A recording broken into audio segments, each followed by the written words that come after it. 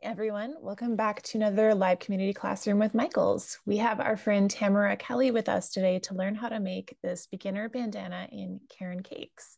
My name is Renee L from Yarn Inspirations, and I'll be here to help with any questions you might have during today's class. Please feel free to drop your questions in the chat and we'll make sure that Tamara answers them. While we're getting ready to kick things off, as Nicole mentioned, let us know where you're watching from. Over to you, Tamara.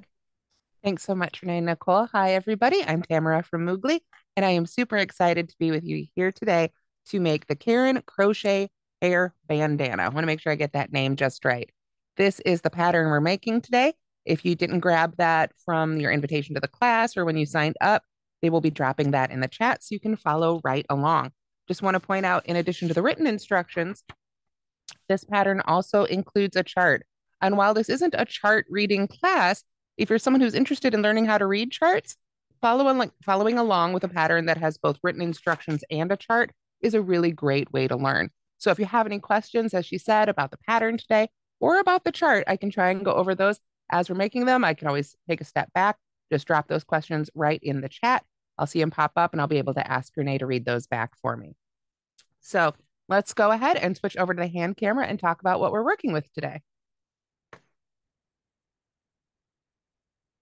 Alrighty, so there we see the PDF again of the pattern. There's a little bit more steady view of that chart. The chart only goes through 4 rows. We're going to be making quite a few more rows than this, but they all just grow out in this same fashion. So if you are a chart reader, you'll see right there, we're starting with a little circle of chains and then just building out in this same direction. So this is the same direction we're going to be building out our headscarf. This means that if you want to make this project for, say, a small child, you don't have to go to this full size. You can stop when it's small enough to fit a smaller head. If you do make this full size adult version, you can get 6 of them out of every skein. So let's talk a little bit about the yarn we're using. We're using Caron Skinny Cakes today. This one is available, I believe, exclusively at Michael's. It is a fantastic yarn. Let me get over to where the interesting stuff on the label is. Here we go. It is 100% acrylic, and it is a 3 lightweight yarn. This creates a really nice lightweight fabric. It's a very soft yarn. This is one of the first projects I've got to make with it myself, and I really enjoyed working with it. It's machine washable and dryable, easy care. All that said, if you haven't been able to get a hold of this yarn for today's class, you can use whatever yarn you have on hand. The gauge might be a little different, the size might be a little different, but that's okay. I think you'll still get the idea. Now, of course, in addition to our yarn, we need a crochet hook. I'm using a Susan Bates twist and lock, and the pattern calls for an H 5mm crochet hook size. So that's what I'm using as well. Again, I could attempt to get gauge, but the great thing about this pattern is we're just making it to size. So you don't have to worry about matching gauge. You can use whatever hook size that you enjoy using with the yarn you're using. Now it's a little close up here so you can see my stitches as we go, but you can see, and I'll hold it up at the end as well. Here is the finished full-size scarf, pretty big. It fits my big head. So like I say, if you are someone with a smaller head or if you want to make it for a child, you can stop before you've gotten to the same size that you would make for an adult. It grows out this way, so that's very, very easy to do. All we do is work in pattern, and then we come back at the end and add a little row of single crochet across this bottom edge or the front edge, however you want to call it, the face head edge, and then some ties, some nice stretchy ties to tie it on with. So all that said, let's go ahead and pull up my yarn. You can see I've already made one with this skein, so there's a little bit of yarn pulled out. And we can continue right on with my second one here. So let me get my instructions for the first page. You guys get yours set up as well. And go ahead and find the end of your yarn if you're using a brand new skein. And pull up, I always like to pull up a couple of feet. I like to be able to control the tension with my hands rather than having the skein pulling back on the yarn. I find this helps keep my stitches a little bit more even. So I have found the end of my yarn here, and I'm going to come in about 6 inches or so and put a slip knot on the hook. Odds are you already know how to do the slip knot. So we're just going to go ahead and get that right on there. Then this pattern begins with a chain of 5. It's kind of an unusual start. And I'll admit, I didn't look at the chart first. I just started making this from the instructions without reading ahead. Not always the best advice. And I was a little surprised about how it started. But once I got going, I saw just how much sense it makes. So here we are with our chain of 5. We're going to join this with a slip stitch to form a ring. So the way we do this is we keep our hook here in the active loop, and then we find that very first chain we made right back by the slip knot. I'm just going to put my hook right in there. I like to personally pull that tail end kind of over my hook out of the way, but it doesn't really matter. We just put a slip stitch right there in that first chain we made. So now we've got a little circle there of 5 chains, just like that. I'm going to take, I am just getting over a head cold. I apologize if my voice is a little rough. I'm going to take a sip of my water and let you guys get caught up on your end.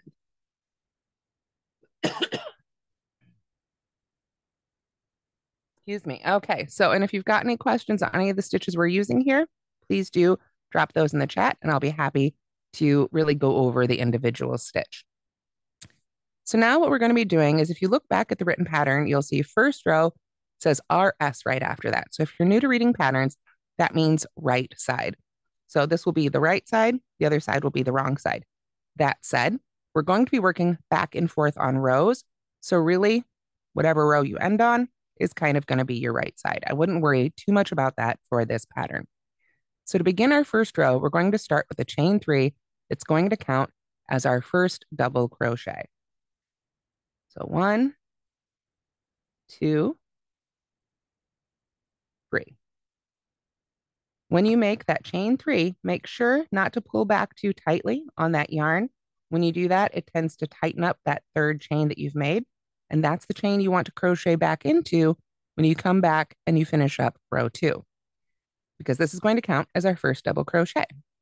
To continue row 1, it's pretty simple. We're going to work right into this ring. We're going to make 2 double crochets. So we yarn over, go into the ring, make 1 double crochet, yarn over and go into the ring for a second double crochet.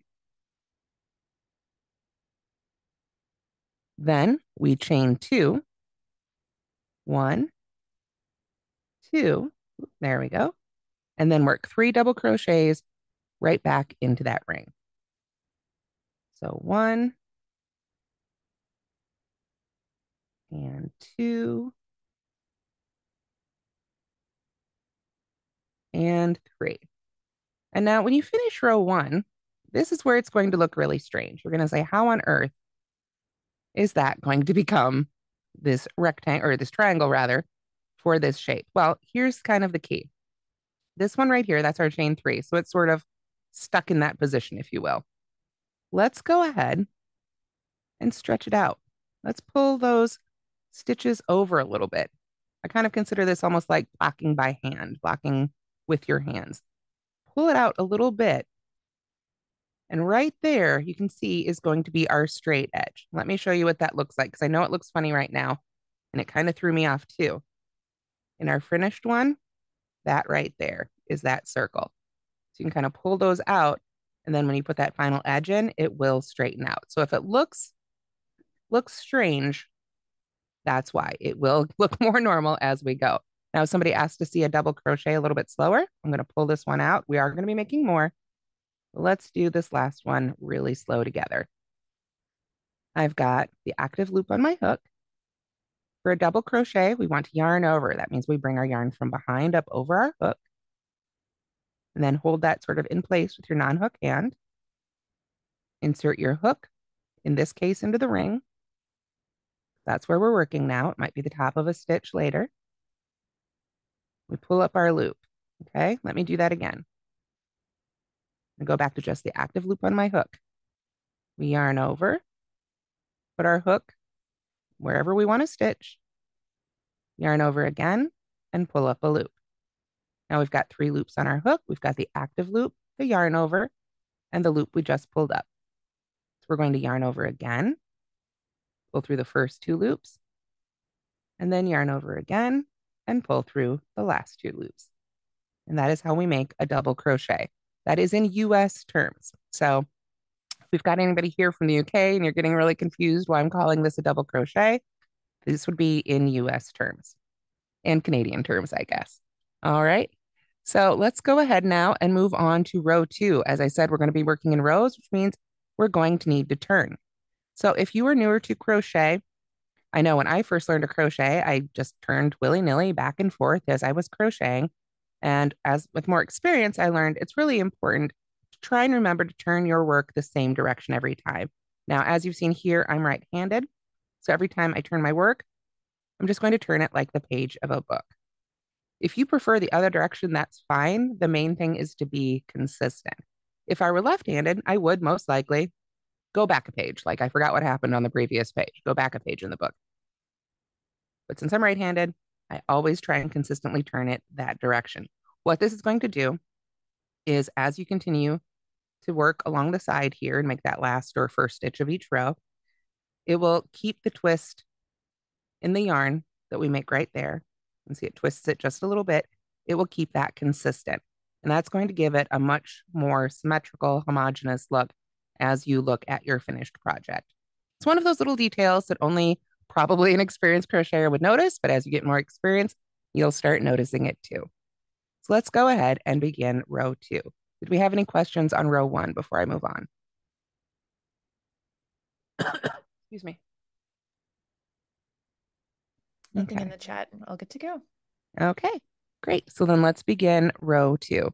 And I want you to kind of notice how these rows come together because it's just going to keep growing. The instructions only go through row 4 and we're going to keep growing it from there. So as we begin, we're going to begin again with a chain 3. 1, 2, 3 for our first double crochet. Then we put 2 double crochets in that first stitch, that very first one right here. This time we go under the top 2 loops of the stitch for our double crochet, but it's made just the same. We yarn over, insert our hook in the stitch, yarn over and pull up a loop, yarn over and pull through 2, and yarn over and pull through 2. So right there, we've got, because remember we count that chain 3 as our first double crochet, we've got a little cluster of 3 double crochets right there all together. Now we're going to chain 1. We just yarn over and pull through, and we're going to skip these other 2 double crochets right here and move on to working into this chain 2 space. In this chain 2 space, we're going to work 3 double crochets, chain 2, 3 double crochets, all right into that chain 2 space. This is going to create the corner or the center, if you will, that will run all the way down through our bandana. So every time you get to this chain 2 space on the previous row, we know we're going to go in there and work the same series of stitches. 1, 2. Oh, you can tell my yarn's getting a little tight. Let me pull a little bit more up from my skein here for my cake. Here's a third one. And every time I'm just going right into that chain 2 space. Then we chain 2 again, making our new one that will go into on the next row, and 3 double crochets right back in that space again. 1, 2, and 3. So if you're an experienced crocheter, you may recognize this as a variation on the granny stitch, kind of like taking a granny square and turning it into another shape. So here we've got our 3 double crochets, chain 2, 3 double crochets, all worked right into that chain 2 space. We're not going into the individual chains, just right into that space, keeping it easy. Then we're going to skip these 2, and in that very last stitch, which would be the top of that chain 3, we're going to put 3 more double crochets right there. So this can be a little tricky. I like to use my hook, sort of pull the top of that third chain apart there. If I can get those 2 loops on top of my hook. And then just pull up my loop and go ahead and finish my double crochet. Once the first one's in there, you can kind of see the opening, and it's a whole lot easier to get in there with the other 2. Excuse me. Excuse me so much. All right, so if you are an experienced crocheter, you may also have a double crochet substitute that you like to use instead of a chain 3. And if you want to do that for this pattern, that's absolutely fine. That will work just as well. So I'm continuing to kind of stretch it out right there and really straighten out that beginning chain 5 circle so that this is going to become the straight front edge sort of up against your face, if you will, rather than the back of your head. And this is the point that's going to continue to grow out this way. But you can see it's starting to form that little triangle shape. So this is what it should look like at the end of row 2. Moving on to row 3. Renee, interrupt me if we get any questions. I need to answer, please. Row 3, we're going to start again. This is when you start seeing sort of the pattern, if you will. Oh, one thing I forgot to do though, I apologize. I just realized I made a mistake in the previous row. I'm going to pull those last 3 double crochets out because I forgot to chain 1 before I skipped those 2 right there. So now I put that chain 1 in there, and now I put 3 double crochets in the top of that chain 3. No matter how experienced you are in crochet, mistakes will continue to happen. Happens to all of us, but that's the great thing about crochet. Unlike some other crafts, we haven't ruined the supplies. We just pull the stitches out and put them in the right way. So there we go. This is what it should look like at the end of row 2. So you should have your 3 double crochets, a chain 1 anytime you're skipping there. And then in the chain 2, you'll have 3 double crochets, chain 2, 3 double crochets.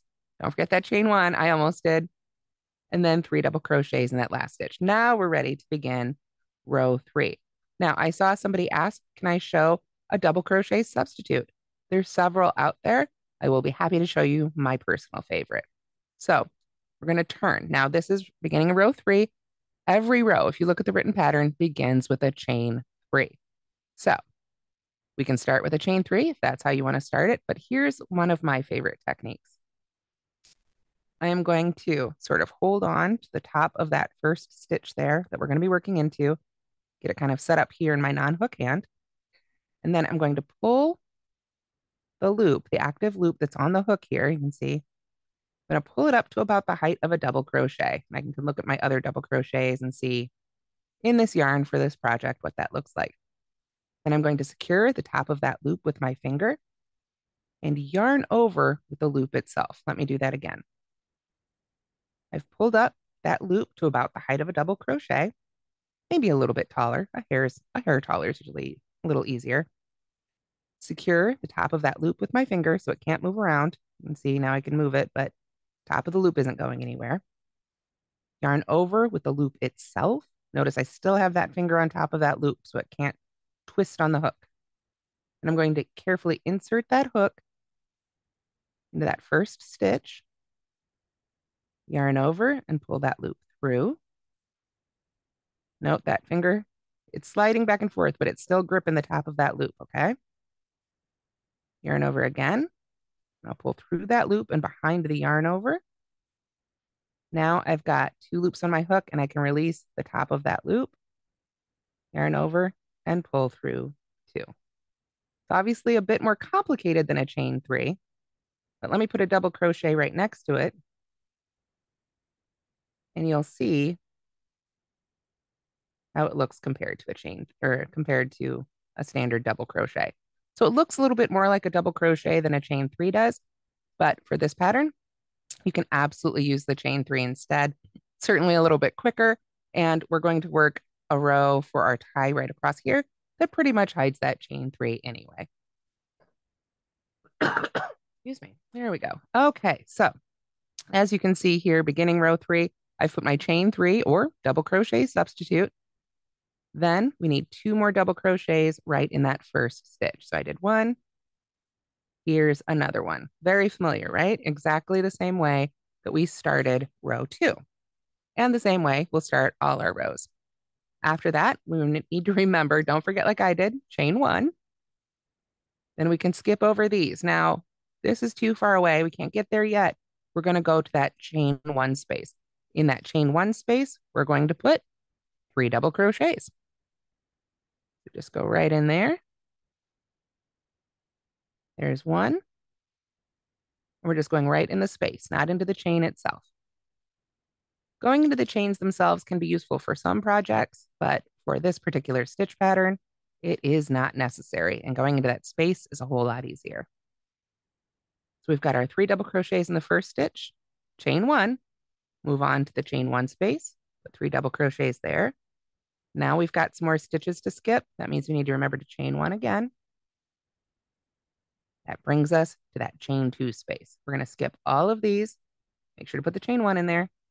We're right back at a chain two. Every time we come to that chain two space, we're going to do 3 double crochets, chain two, 3 double crochets. So there's one. And then two. And then three. Then we chain two, one and two, and go right back in that chain two space for 3 more double crochets. 1, 2, and 3. And you'll notice I do tend to keep my non-hook hand really close to my stitches. And a lot of times with stitches that are double crochets or certainly anything taller, I call it choking up. If you've played baseball before, you've heard that term choking up on the bat. I tend to kind of use my hand to steady the stitch itself as I work through the stitch. See, I have a hair on my hand. There we go. So I do that. And I know that it kind of blocks a little bit of the view, but it also holds those strands really steady. It keeps me from accidentally pulling back on these strands with this yarn, or as I'm making the next set of the stitch here, the next part of the stitch. And I find it helps keep the gauge a little bit more even. So if you are a crocheter, if you're a newer crocheter and you find especially that everything just feels really floppy and your loops are pulling up high, try using your non-hook hand to really stabilize your work as you go. And I find that that can be really helpful. And it seems to kind of be the tip that's missing sometimes when people are having trouble figuring out how to control the hook and the yarn with their hands. So now that we finished the 3 double crochet, chain chain two, 3 double crochet in that chain two space, we need to do another chain one, skip over this group of 3, brings us to a chain one space, 3 double crochets right in there. We're kind of coming down the other side of the mountain or the other side of the triangle, if you will. And symmetry is a big, big thing in crochet and knitting and, anything that's wearable typically, right? So we want to make sure that we match what we did on the first half. 3 double crochets in that chain one space. Chain one again. That brings us to our last grouping of 3 here. So we know when we get to that last grouping of 3, whatever row it is, we're going to put 3 double crochets in the top of that last stitch. Now here in this previous row, it was a chain 3. I need to get my hook into that top chain again. There we go. And we can put our 3 double crochets right in there. So as you go, each row is going to get a little bit longer. And the whole thing is going to get a little bit bigger. You can see right now, we've got maybe a Barbie-sized little scarf right there, right? And as we go, it's just going to keep on growing. So let's go ahead and move on to row 4. This is the last row we have written instructions for. This is where we need to really, really start paying attention to that stitch pattern if you haven't already. So let's go ahead and chain 3 again. 1, 2, 3. And then I actually like to chain 3 and then turn. You can see I still turn it like the page of a book. But if you like to do your turn and then chain 3, that's fine too. It doesn't really matter. It's just personal preference. And we go right into that first stitch again for 2 more double crochets. Remember, all our groups of double crochet are groups of 3. And we want to include whatever that first stitch substitute is in that count. So there's our first 3, all worked in that first stitch. Every time we finish a group of 3 like that, we chain 1, see what's next. Go ahead and look at your work. We can see that up next, we've got these stitches here and then a chain 1 space. We know we've chained 1, we're going to skip those stitches and go to that next chain 1 space. It's only at the ends here that you're working into an actual stitch. Otherwise, we get to keep working into those chain spaces, which makes this project just a little bit easier and faster. Again, we want to work in a group of 3. So 3 double crochets right into that chain 1 space. You need to remember that chain 1 again. That's the one that always gets me. This is not the first project that's tried to get me in. There we go. We are at another group of 3. We're going to skip over those. Brings us to a chain 1 space. Anytime there's a chain 1 space, we put 3 double crochets in it. There's 1 and 2 and 3. There we go, just like that. Then we chain 1 again. Skip this next group of 3, but aha, this is our chain 2. We've made it to the chain 2 space, which means we need to make that corner again. We go into the chain 2 space for 3 double crochets. 1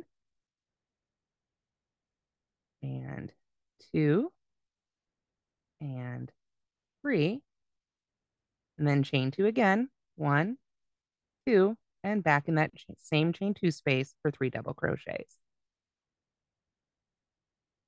If you get confused and you're looking at your work and you say, gosh, I don't know if that's a chain 1 or a chain 2, if you're not good at reading your stitches yet, you can always lay it out and see. Am I at the peak? Am I at the point of my little triangle of my mountain? Then that's the corner chain 2 space. I'll put 1 more double crochet in there. And now we've got 3 double crochets, chain 2, 3 double crochets. Another thing, if you're having trouble keeping track, this can be helpful in a lot of ways, is stitch markers. So if you haven't used crochet stitch markers before, let me pull one out here so it's a little easier to see. They're basically little plastic safety pins. They come in a couple different styles. Sometimes they look like a big broken circle, but for crochet, they need to be able to open. Knitting stitch markers don't always open. Sometimes they're a solid circle. That's fine for knitting because they go on the needles. With crochet, we mark our work, so we need it to be able to open so we can take it back off. So if you're having trouble keeping track, you can always put a stitch marker right in that chain 2 and then just move it up every time you make a new chain 2. And then the same thing in the first and last stitch of each row. If you're someone who has trouble, saying, oh gosh, which part is the top of that last stitch? Every time you make a chain 3, just put a stitch marker right in the top of that third chain, and it will be marked for you as you come back the other direction for the next row. And that way you'll know exactly where to end. I know when I was first learning to crochet, I had a real hard time, knowing basically what was the last stitch of the row, what was the last stitch versus a turning chain. I was growing. We got the wonky edges. I think we've all done it when we first learned to crochet. So if you're new at it and you're getting that, it's very normal, but stitch markers can be a really big help. Alrighty, so we've made our corner. We're going to chain 1 again. Skip that next group, just like we did on the first half. Come to the next chain 1 space and put 3 double crochets in there. There's 1 and 2 and 3. There we are. We've made a group of 3. We know the next thing is to chain 1. Look at our work. Skip those. We've got another chain 1 space. We've got 1 more spot where we need to put 3 double crochets. 1, 2, and 3. Chain 1 again. Pull up a little bit more yarn from the skein here. There we go. And then we come back. Excuse me. Then we come back and look at our work. And we can see we've got just those last 3 here. That means we need to find that last one and put 3 double crochets right in that very last stitch. Now, this was our double crochet substitute. So you get an idea now of what it looks from the other from the other side. And it does in fact have 2 loops at the top. There we are, that we can go under to put our stitch in, or our stitches, I should say, in this case. There's 1. Just like the chain, it's a little easier once you get in there to add the others. There's 2, and there's 3. Ooh, got a little caught on my yarn there. Let me try that one again. There we go. Alrighty. So that is what it should look like at the end of row 4. Are there any questions I can answer at this point? Nothing in the chat just yet, but we'll give them a couple of minutes. Alrighty. Yes, please, if you've got any questions, even if they were from the beginning, I can pull up another ball of yarn and answer any questions you have. So you can see there's still a little bit of a bump there. from that chain 5 circle, but you can see it's all starting to straighten out. And once we add that last tie row, if you will, right there, this is the edge that kind of goes up against the face, then that will straighten all that out as well. And of course, you can always block it if you want to. That said, it's a pretty stretchy project, and when you put it on, it's just going to stretch to conform to the head anyway. So you can see here how it's growing out, and it's just going to keep growing this way. This was the last row of written instructions. After this, it says just repeat the last row for pattern until the piece measures 22 inches along the bottom edge. So let's go ahead and work at least one more row here before we move on to that tie edge, if you will, because I want to show you how we can read our work. We're just going to go over it one more time where you can't follow along with the written instructions. All right. Well, I mean, you can continue following row 4, but we want to make sure that we can keep going here with row 5. All right.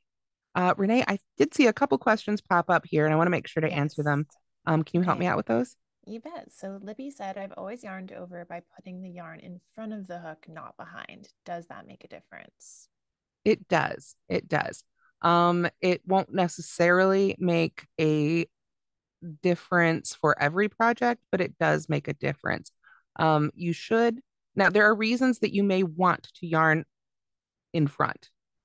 Yarn under is typically what that's called, bringing the yarn in front. It makes a tighter stitch, and some people purposefully will use single crochets with the yarn pulled in front for amigurumi or fabrics that they want to be super duper duper tight. I never did take physics in high school, so I can't speak to the physics of it, but it does seem to make a tighter fabric. However, for getting gauge, for drape, for having your stitches look the way they're meant to look, it is important to yarn over, which means bringing the yarn from behind up over your hook. Again, if this is not the way you've been doing it, I get it. When I first learned to crochet, I thought every stitch was worked in the back loop only. So we all start with a lot of, little things like that. But one habit I do want you to try and get into is yarning over from behind for your stitches. I think that especially as you go to more advanced stitches like post stitches and wrapped stitches and bullions and things like that, having the yarn come from behind is going to make those more advanced stitches a lot easier for you, just easier to create on your hook. So I know it's a hard habit to break, but I do recommend you try and get into the habit of yarning over from behind with your yarn. So, what was the other question, Renee? I know there was at least one more. Yes, the other one was saying, I don't understand the corner slash ending. Okay. Could we maybe explain that? All right, let's go over that a little bit more right here. Now, corner, it's a triangle, so we're gonna call these the ends and this the corner, if you will, because these are kind of the ends of the rows. This is where we started, and we're building up. Every time we make a row, we go up this way, then we add that corner in the chain 2 space that I've got marked right now, and then we come back down this way. Then we turn, build back up this way, and then this way. Excuse me. It was a hard chest cold, you guys. Sorry about that.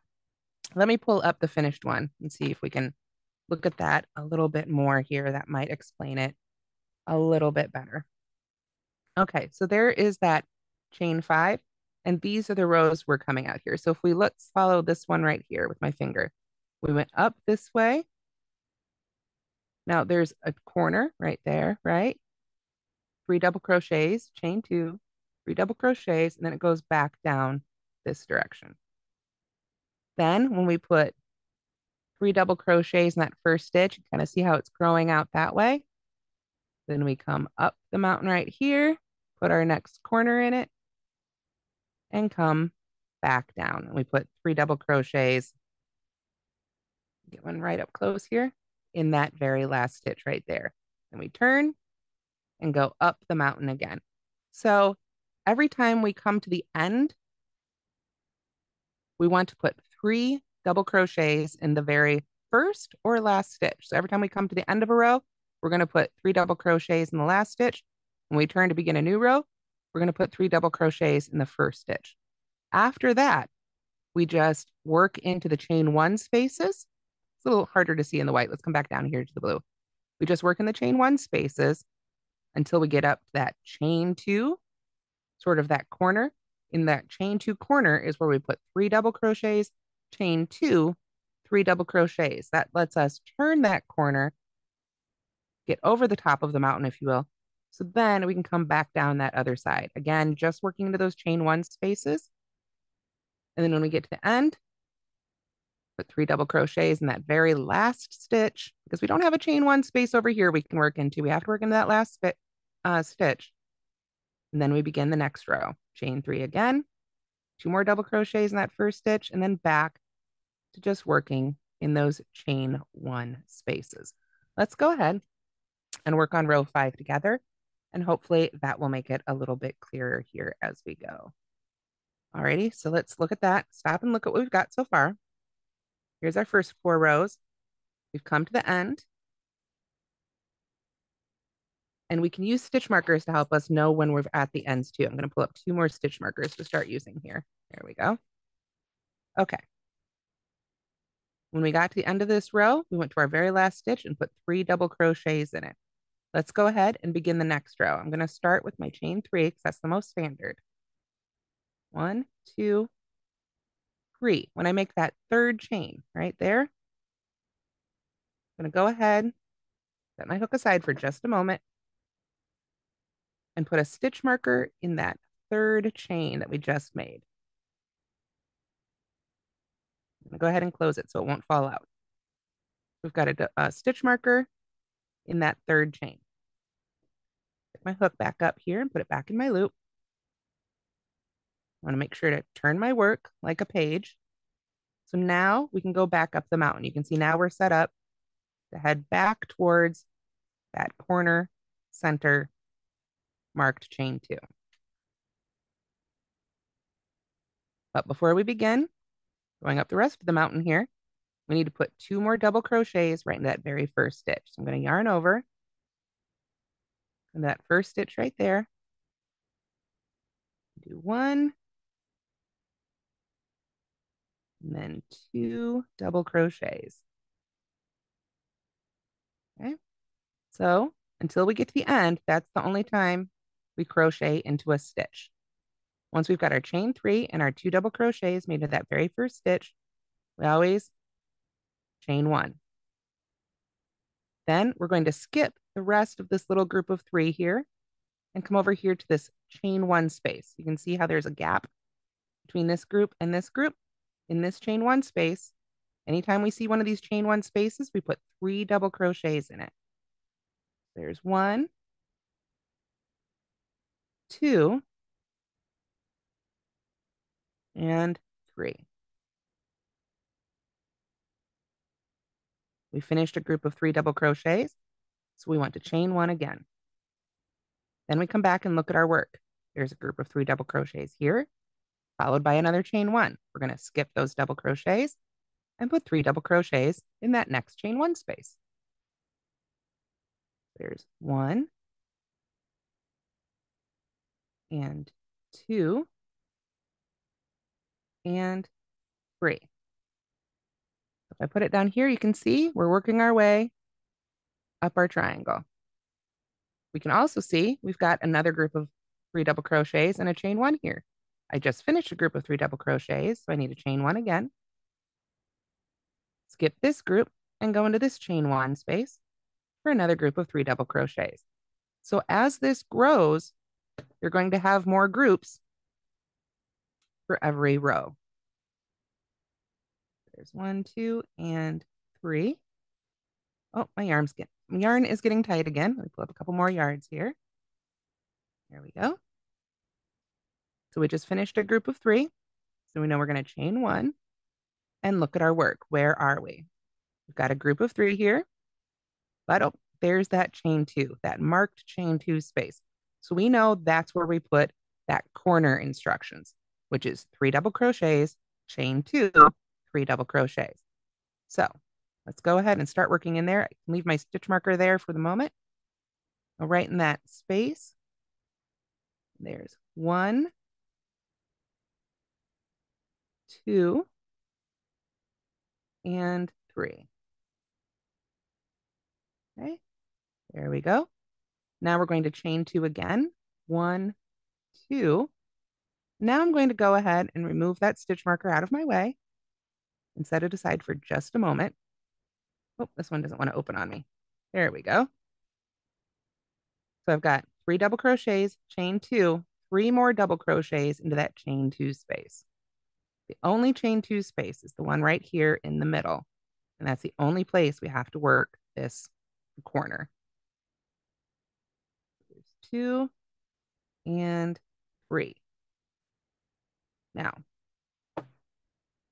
we did 3 double crochets, chain 2, 3 double crochets. You can see we've made the top of our triangle here. So I'm going to grab that same stitch marker and now I'm going to put it in this chain 2 space.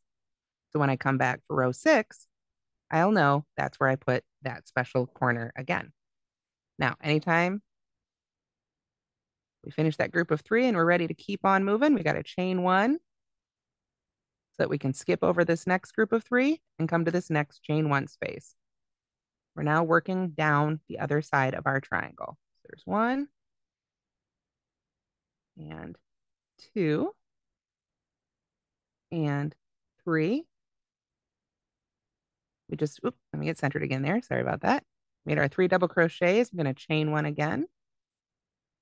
We're going to have to skip that next group. What's next? We've got a chain 1 right there. So we know when there's a chain 1 space, we go in there with 3 double crochets. 1, 2, and 3. Now we just finished a group of 3, so we chain 1 and come back and look at our work again. Look at our previous row. We've got another group of 3, 1 more chain space after that. So let's go ahead and put 3 double crochets in there. 1, 2, and 3. Again, anytime we just finish a group of 3, we're going to chain 1 and come back and look at our work. Now this is the final group. There's no more chain 1 spaces after this. You can see right here, it's our last stitch, the last group of 3 hanging out here on the edge. So I'm going to want to put 3 double crochets in the top of that very last stitch. This is what allows us to kind of keep growing out in this direction. However, you need to get in there, get in the top of that chain 3. There's 1, 2, and 3. So now, as I would begin the next row, I would start again with a chain 3 and put this stitch marker in the top of that chain 3.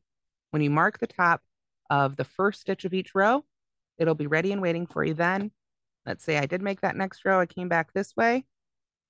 I would know when I get here, I've got that very last stitch already marked and I don't have to worry about where do I end. So using those stitch markers can be really helpful.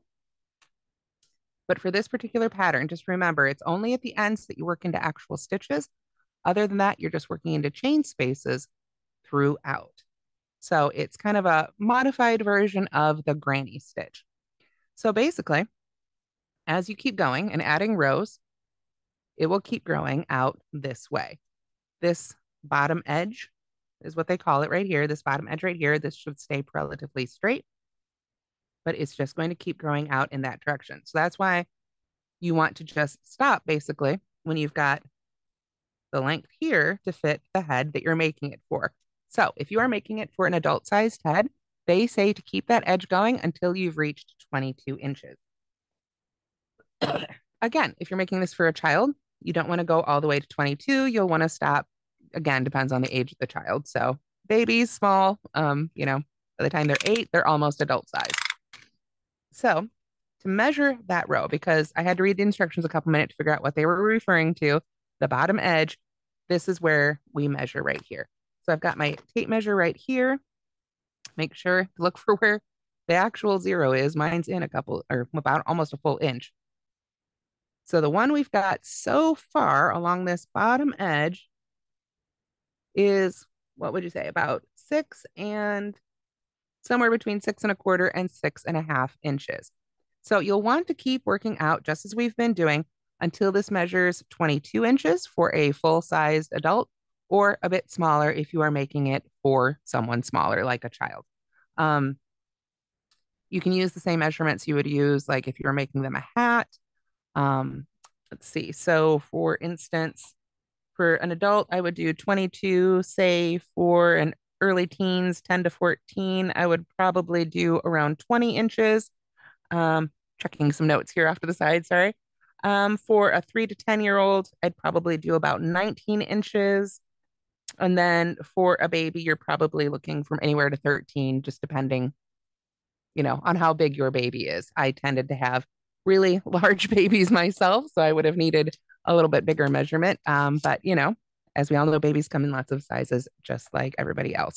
So that is how we make it the custom size we need. When you've got it, either to 22 inches or wherever you want to go ahead and stop making those, then we're going to go ahead and cut our yarn. Let me find my scissors here. There we are. And we just want to make sure to leave a good 4 to 6 inches, enough to weave in our end. We aren't going to have to do any seaming or sewing with it, so we don't have to leave extra length. We can just go ahead and cut our yarn. And then I always like to pull that tail end through that last active loop and give it a little tug, and now it won't go anywhere. So you can weave in that end with a yarn needle or tapestry needle when you are all finished. But we are not quite finished yet because we still need to add the ties. So the ties begin with a chain of 50. We want to leave really long ties for tying it on. Again, if you're making it for someone smaller, you might want to reduce that. But remember, ties take space. The yarn, just the act of tying them, will actually take up some space. So you don't want to cut off too much of the length of the ties themselves, maybe a little bit, but you want to make sure to leave them long enough so that they're easy to tie and give yourself enough length to tie probably a good bow in there. So let's say with this one, this is the full size one. If I were to tie a bow, I'm going to be tying really the same size bow with my fingers, no matter if it's going on a baby or an adult. So I wouldn't want to take off more than probably 10 to 15 stitches for the smallest size. So again, even if you're making a smaller size, consider making the ties, if you will, disproportionately long, simply because the tie itself is still going to take up a certain amount of space. Let me find my end again here. There we go. And let's go ahead and start making a tie. Actually, before I do the ties, were there any other questions I could answer, Renee? Nothing in the chat. Okay, excellent. So to make the ties, we begin with a chain of 50. So I'm going to go ahead and put a slip knot on my hook again. I'm going to try to put a slip knot on my hook. There we go. Everybody has a little different method for that as well. Whatever works for you is great. And then we would chain 50. Now, I'm not going to make you watch me chain to 50. I think we'd all probably lose our minds, but there's 4, 5, 6, 7, 8, 9, and let's do 10 for our little sample here. Again, you're going to want to chain a lot longer for the sake of time because we only have an hour together. I'm going to go ahead and just stick with 10 there. So now, after you've got that little chain just hanging there off your hook, we're going to come back to our bandana. And we want to evenly single crochet across this straight edge. So not the edge with our chain 2, but sort of that first and last stitch of each row. So in terms of right side, wrong side, again, officially there might be a right side, but I think it's really whatever row you ended on makes it the right size, or excuse me, the right side. My tail's right here. I know this is where I ended, so I'm going to lay it down like this and make this my right side. If you turn it over and you say, gosh, for whatever reason, I just like this side better, then that's fine too. You know, whatever side you prefer, it's your project. So we want to take our chains here, get our project laying out the way we want to approach it. And then we're just going to start crocheting single crochets right into the sides of these stitches. Excuse me.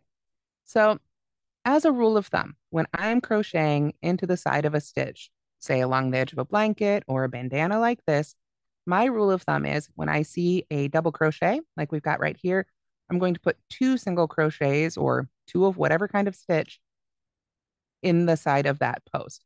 If it was a single crochet, I like to do 1 stitch. If it's a treble crochet, I'll do 3. Again, for doubles, I like to do just 2. So there are a couple different ways to do this, and really it's personal preference. I wouldn't say there's a right or a wrong. It's whatever look you like best. Now, first I'll show you the easiest one, that I think looks not quite as nice. But again, that's just my personal opinion.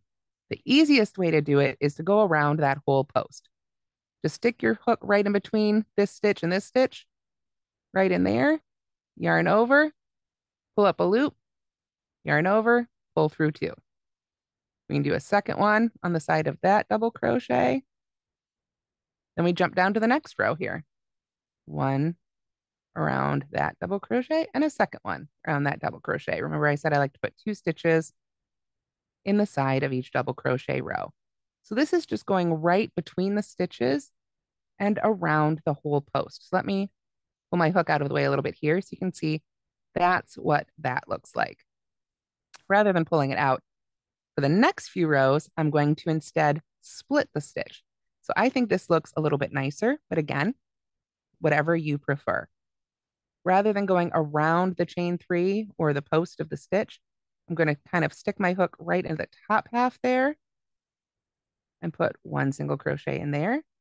And then try and stick my hooks kind of through the bottom half of the stitch itself and put the second single crochet right there. Let's do that with one more row here. Go right into the side of this one. And sometimes this, like I say, this way does take a little bit longer. It's a little bit fiddlier, but depending on which you prefer, you can choose whichever technique. So there is a second one. So let me pull my hook again out of the way. You can see I've put 2 single crochets in the side of each of these rows. And now you can see they look a little bit different. I think when you go around the whole post, if you will, there's a little bit more gap there. You can see it separates that row a little bit from the rest of the project. Whereas here it seems a little bit more integrated. But again, absolutely personal preference. Whatever you think looks best. Now, when we get to that chain 5 loop right there, you can see right there's all our corners worked into it. This is, again, personal preference. I think in the first one, I did 3 double crochets, or excuse me, 3 single crochets right into that circle. In retrospect, I think maybe I should have done just 2. So let's try 2 for this one. You can see it's already straightening it out quite a bit. Then we're working up the other side here. Again, you can choose to split those stitches or work around the post as a whole. Personal preference, whichever you like. I've done both. Sometimes I will choose one for one project and the other technique for the next project. It really just depends on the project. I'm always taking a few stitches when it comes to the border and then pulling them out and trying it the other way and seeing which way is going to look best for that project. So again, whichever way you prefer. I'm just splitting these stitches here because I do think for me and for this project, that is the best option. Now you can see here, I've got my stitch marker already there. We are coming to the end of this bottom portion. I'm going to get one more right there. There we go. And we can take another look at that. I've now single crocheted all the way across that bottom edge. You can see there's just a little bit of a bump there. If you wanted to block that out, you could. I think with 2 single crochets in there, it's a little bit more subtle. I'm going to say I tried 3 in this one. Still pretty darn straight. So really, whatever works for you. We don't want, when we make this row, the big thing is we don't want to be pinched and pulling like this. If it's pulling in like this, it means you're not putting in enough stitches. If it's ruffling along the top and sort of getting that effect, then it means you're probably putting in too many. So again, what great thing about crochet, if it's not quite working, you can always pull out a few stitches and redo them. So now we've got our first 50 chains, we'll say right here. We've single crocheted across this bottom edge. Now we've come to the other side. We need the other half of our tie. So however many you decided to go ahead and chain on that first side, you're going to want to do the same on this side plus 1, because now we're going to need a turning chain. So I think I did 10 on this one. So that's 3, 4, 5, 6, 7, 8, 9, 10 for this side plus 1 more. So if you're following the written instructions, we did 50 on this side, 51 on this side. Reason being, we're going to skip the chain closest to the hook. That's our turning chain. And then single crochet in each remaining chain across. Now, this is where you get to make another personal decision.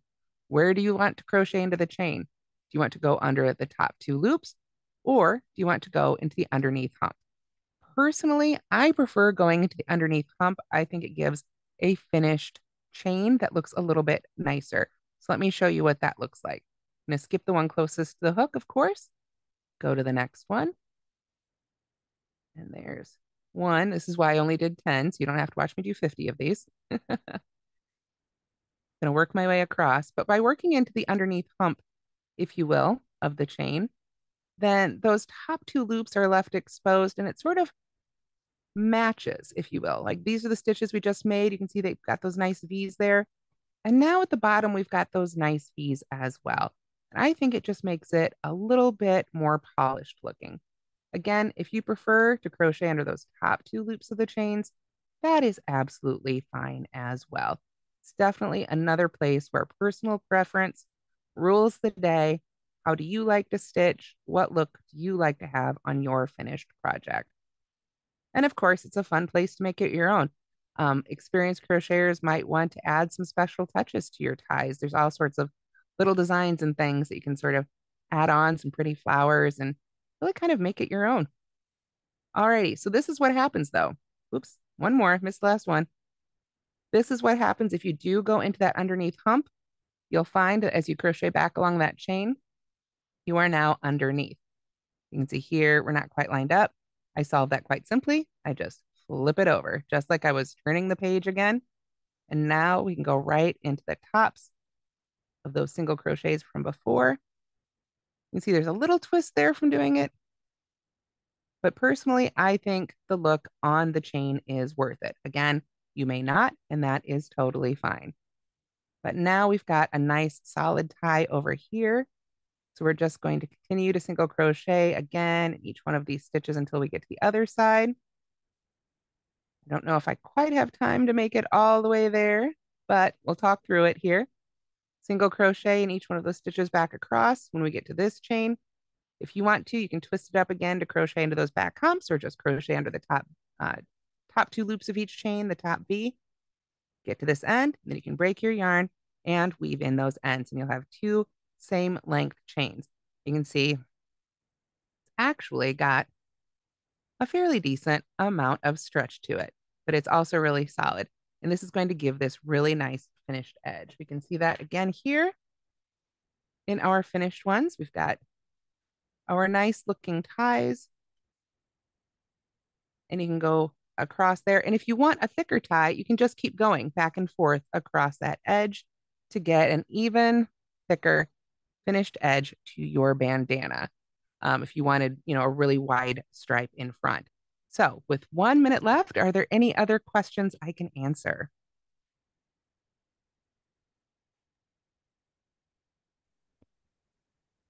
Nothing in the chat at the moment. We'll give it a Okay. little bit more time. All And righty. while we're I was, waiting, mhm. everyone, there's a really useful feature if you've never used it before in Zoom where you can save the chat. So if there's any links or like anything that you felt was very useful during today's lesson, you can get there by clicking the 3 little dots that says more, and then save chat. So I find that very helpful personally, but Oh, that's a great tip. Thank you, Renee. All righty. Well, at least according to my clock, we've hit 2 o'clock. So that means I need to let you go. But one more time, if you didn't save it in the chat, or if you're watching this later on YouTube, this is the Caron Crochet Hair Bandana, which is a free pattern you'll find on yarnspirations.com. And this has been the tutorial featuring Caron Skinny Cakes. So thank you all so much for watching. It's been a pleasure to be with you today. thank you so much for joining us. Don't forget to share your work with hashtag Make It With Michaels and hashtag Yarnspo. That's YARNSPO. We love to see the stuff you guys are working on. I believe the pattern said 1 ball will make 6. So we can't wait to see all the, you guys making bandanas for your whole family, all the flower children in your life. Yes. So please do tag us. And just a reminder that you can find more classes on the Michaels website, and a recording of today's class will be on YouTube tomorrow. Thanks, guys. Bye. Bye, everybody. Have a great day.